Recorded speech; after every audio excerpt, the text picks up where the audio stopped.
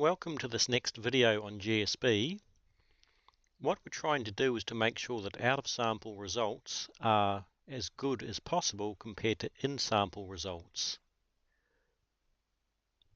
We now have a number of tools that will show us how good a system is likely to be out of sample, and today we're not trying to build a specific system to trade. We're trying to work out what sort of system is the best one conceptually, and to find the rules of what conceptually works best, and then from that build a specific system.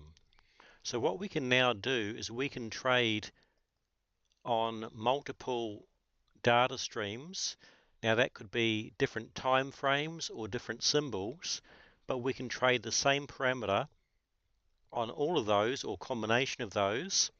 And the logic is that if a system works on, let's say, 25-minute bars to 35-minute bars, it's more likely to work out of sample than a system that only works on 30-minute bars. People have always felt this, but haven't had the tools to objectively demonstrate whether that concept is true or not.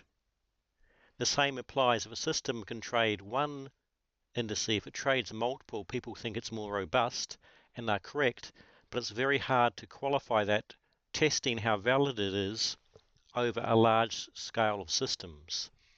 So what we're going to do today is just have a benchmark, and we're going to start by having a S&P 500 system using $SPX, so the cash indices data 2, and we're going to compare the systems we make compared to our benchmark. I'll make one comment that we've done differently today compared to normal.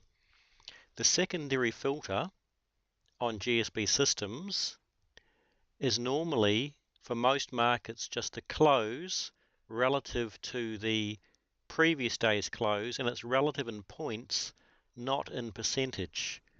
Today we're going to use percentage because comparing a Dow compared to an S&P 500, the point value is completely different, and a close with fixed amount doesn't work anywhere near as well as a closed with a percentage amount. So if we look at our secondary filters, first of all, I've set the secondary filter there from close to genetic algorithm, and I'm going to click on the built-in indicators, of which there's 36 there. And if I go back to close over previous close, I'm going to make that true for secondary, and every other indicator here is going to be false. So I'll call this benchmark, and you'll see up the top here it says benchmark manager, so we don't get confused what GSB is what. I want to build 1,000 or 2,000 systems, and I'm going to be using just 5 cloud workers, and it will stop, and it will start stopping the workers once we reach 800 systems. The other thing that I want to do is every second day, so after one day, we then decide to not trade. This is superior to leaving certain years out of sample because certain years are much better than other years. For example, the last 2 or 3 years, maybe with the exception of 2018, have been fairly hard for day trading, but 2007 and 8 were brilliant. So it's not a valid comparison to leave off the last 3 years when you've got some other years before that that have been amazingly profitable. We do have the dates option, where if we want to program certain dates in here to use in sample or out of sample, you can add as many periods as you like and include or exclude those dates. For example, if we want 2015 and everything beforehand, and we also want to add 2018 onwards, we've therefore got 2 periods of dates that we could use as in sample, or we could even use them as out of sample. How we would do that is we do dates mode, we would do trade those dates, or we would do don't trade those dates.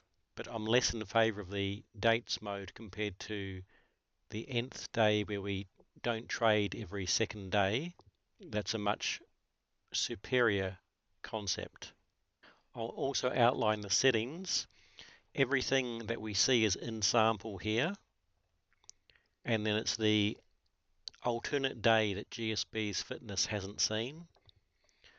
What we're looking for in systems is any system with 100 trades or more, a profit factor of 1.7 and 0.9 Pearson's correlation to a straight line. We've now got 2,152 systems, and what I'm going to do is right click and do update statistics.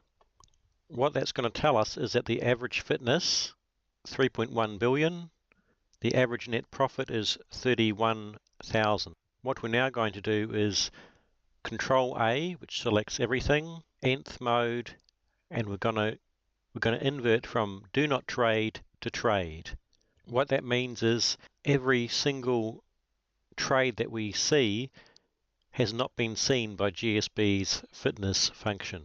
It's going to take it a number of minutes to complete this. If I scroll here, if you look at this column here, the nth column, you'll see there's many on trade and many on do not trade, and when it's completed they'll all be on trade, and you'll see a little pop-up in the bottom of your taskbar of Windows. You can see now when you look at the nth column here that all the systems are in trade, so we can just do right click and do update statistics, and the figure we get here means we've got a 25% drop in out of sample trades compared to in sample. How that's derived is the net profit has dropped by 22%, the average trade by 25%, the average profit factor by 15%. So when you average all of those up and you get 1 minus those figures times 100, you'll get the figure of 25.2%. So this is our benchmark figure that we're going to compare the other methods of building systems, for example, using 29, 30, 31-minute bars, or using the Dow, Nasdaq, Russell, and midcap 400 to build systems on as well. What I'm going to do next is to build systems on 29, 30, and 31-minute bars, and I'm going to see how the out-of-sample results compares to our benchmark of just 31-minute bars. So to do that, I've got to go to our data manager, and I'm going to select ES30, 31, and 29. And I'll call this ES29, 30, 31. You'll see that appear in the header up the top here. I'll just check our settings. Everything should be the same as what we had last time. Enter set to 1, don't trade. And we'll come back when we've got 1,000 or 2,000 systems that have been generated. We've now got 1,960 unique systems that have been developed on the 30, 31, and 29-minute data. And you can see that if we invert that to trade, that's what the out-of-sample results that GSB hasn't seen is looking like. So what I'm going to do is I'm going to do update statistics, and that is going to give us the stats on what the system's like. So I'm going to select all the systems by doing Control A. I'm going to right click and I'm going to do nth, change it from do not trade to trade. Then we'll come back in a number of minutes once that's completed. In the last test using only ES30 minute bars, we had 29.1% degradation. So we're now using the 3 bars of 30, 31, and 29, and we will see what the stats are. 23.2%. I'm surprised that it's improved from minus 29 to 23%, but I'm expecting a lot more than that. And the only thing that I can think of is that the secondary filter being changed to close over previous close doesn't work as well as close minus previous day's close. So I'm going to test that with the identical setup and compare the results. So what I'm going to do is I'm going to repeat that last test, but I'm going to change the secondary filter from genetic algorithm close over close D purely to close less close D. And I'm going to run the same test as last time. Everything is absolutely identical. First I'll update statistics, then I'll do Control A, nth, and we'll invert that. We now need to wait for a few minutes. We now have a figure of 13.7. So what that means is using the filter of close minus the previous day's daily close is much more successful than close divided by previous day's close. I knew that the close minus was more successful, but I thought it was only mild, but this implies that the out-of-sample performance is significantly better using the close minus daily close. Again, this is a beautiful thing that we now have objective ways of testing a methodology if it works, because one or two systems can't be guaranteed to be statistically accurate. But when we've got 1,000 or 2,000 systems, we can then truly get a feel for what's working statistically.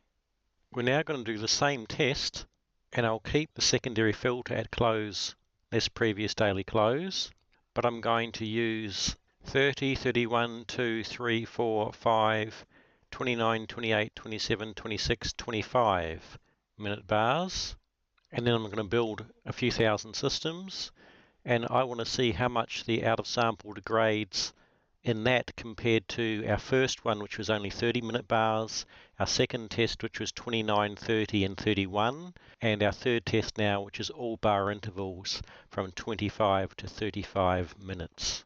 We'll now do update statistics, and we get a 4% degradation in system performance.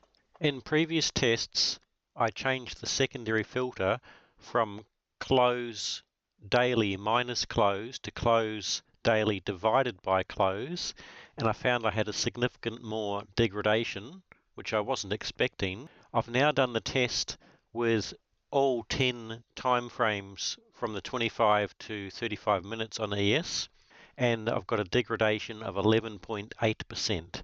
That confirmed the last test that shows that close daily over close is not as good as the standard close D filter.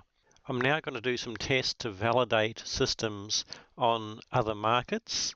Now, what I'm going to do is I could choose just to build systems on ES 30 minute, or what I'm actually going to do is build them on 30, 31, and 29 minutes, and then I'm going to validate them on the Nasdaq, the Dow, the Russell, and the midcap. Because we've got such big difference in point value, I'm going to have to change the secondary filter to use close over previous daily close, not close less previous daily close. So that means I've got to set the secondary filter here to true, and this one here I've got to make sure it's set to false. There's also been a change in 4709 build of GSB. So once we reach that threshold of 800, systems used to come in for half an hour or an hour or something later as the slower workers completed their jobs. We now have got an option under App Settings, Workplace, and you can see this grace period here of 300.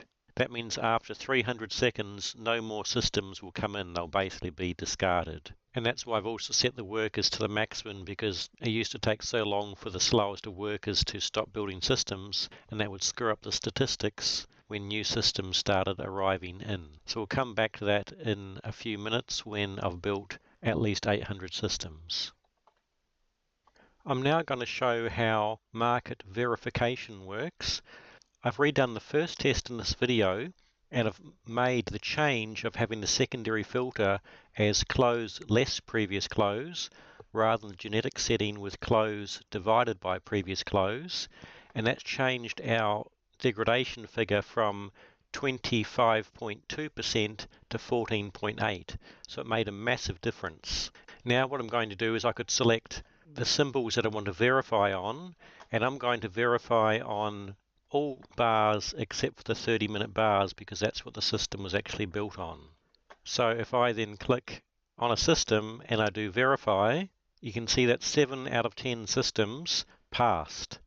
Now the definition of a pass, if I go to app settings under verification, is a Pearson's of 0.95, which means it's a fairly straight line, and a profit factor of 1.5. So that's actually a reasonably tight pass. As I've highlighted all the ones that are 10, and I do favorite, and I'll mark them as excellent, and I can see that 81 systems have passed a verification score of 10. So if I look at the ones that have done really badly, 0 out of 10, you can see that I've got 6 systems there. Now if I was going to do other markets, as I said, I should have changed the secondary filter, but I'm going to just ignore my advice for now. I'm going to verify those systems on the 4 other indices, the Nasdaq, the Russell, the midcap, and the Dow. So if I right click those there and do verify, you can see that all of them failed on all markets, which I'm not greatly surprised at. If I now go to my 87 systems that have done really well and I verify, I speculate that quite a number of these systems of the top 87 will do okay, but I'm not expecting them to pass on the Dow because of how I've set the close D filter. So I'll sort that there. You can see that 1 is 2 out of 4 and the bulk are 0 out of 4. And as you can see, the Dow there is the one that fails. I'm expecting a higher score than that, but if I do the same test again with secondary filter set to close over close D, I think we're going to get much better results. So I've redone the last test exactly the same, except for secondary filter set to genetic algorithm, close over close D rather than close minus close D. I'm going to go to my verification data and I'm going to select all bars from 25 to 35 excluding 30 minutes, which is what the system was built on. I'm then going to select them all and do verify, and we have 841 systems times 10 indices we're trying it on, so that'll take a while to do the 8,410 systems. So now that we've changed the secondary filter, I'll sort on the verification score, and on the last test we had 87 systems that had 10 out of 10. We've got a few more systems here, 1300 compared to 1100, but that's not massive. So I'm going to count how many have 10 out of 10 by sending them to favorites, and we've got 32. So this shows again that the secondary filter of having close over close D is nowhere near as good as close minus close D, because it's 32 systems out of a larger sample size compared to 87. But now the interesting thing is when we go here and we choose verification of the Dow, the Russell, the Nasdaq, and the midcap, or do Control A, select them all, and do verify. So in the last test we had one system that had 2 out of 4 and the rest were below that. Now we have 2 systems that got 3 out of 4, and keep in mind this is out of 32 systems, whereas the last test was out of 87 systems that were the best, that passed 10 out of 10. So you can see that there's now 2 that are 3 out of 4, a number that are 2 out of 4, some that are 1 out of 4, and a few that are 0 out of 4. In summary, what that means is close minus daily close is much better than close divided by, but if you're going to verify in other markets, you must use close over close D, and the same set of systems that pass verification on the ES25 to 35 minute bars are more prone to pass verification on multi-market bars.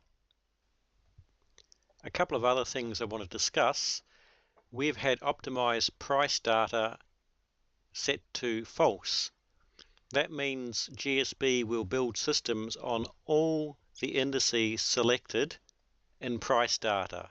So if we do ES30, Russell, and Dow, it will build systems that trade on all of those indices with the same parameters, and you'll see the equity curves of each.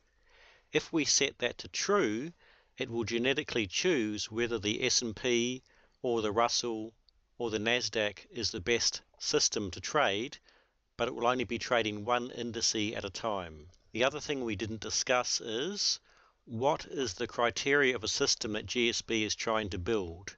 Now we've got our training period set to 100% for these tests, and if we look under training, we've got a Pearson's of 0.9 and profit factor of 1.7. We can quite possibly increase that on the S&P 500, but for some other markets we may need to decrease those values. Hope you enjoyed this video. The implications of this are the most significant thing in my trading career. For example, we often suspect something is better, but we've never been able to verify it with any great conclusive accuracy. Whereas now you can see even subtle things like close over close D versus close minus close D, you can see that it's dramatically better using the close minus D. So for example, you could also verify, are we better trading with or without the dollar SPX cash indice? Are we better trading 15-minute bars or 30-minute bars? The implications are far-reaching, and now there's a whole galaxy or universe of things to experiment with that you can objectively tell what's going to help you in your trading. So from this, we weren't trying to build a system, we're trying to figure out what works best in systems, and then we could narrow it down to try and build systems with things that we know work over lots of samples of systems. GSB purchasers also get access to the private forum, and we can see in there that we've got market degradation down to the amazing figure of minus 1.2%.